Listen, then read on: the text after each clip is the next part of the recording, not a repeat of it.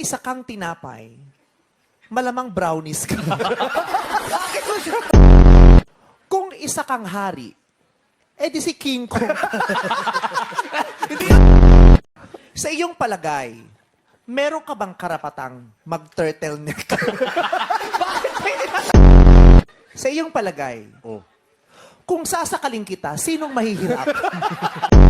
Sa iyong palagay, magdadamdam ka ba pag sinabihan ka ng kapitbahay niyong nek-nek mo? Sa iyong palagay, kailan ka maaaring magsuot ng choker? Sa iyong palagay, kung mag-iinuman tayo, may insulto ka ba pag pina-order ka ng long neck? Sa iyong palagay, magdadamdam ka ba pag may nakasalubong kang giraffe? Kung ikaw ay maaksidente, magne-neck brace ka ba? Sa iyong palagay, tama ba ang lyrics na may toes, may knees, may shoulder, may neck?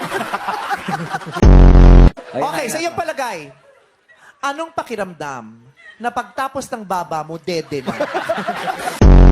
Ang tanong, ilang kilo na yung libag?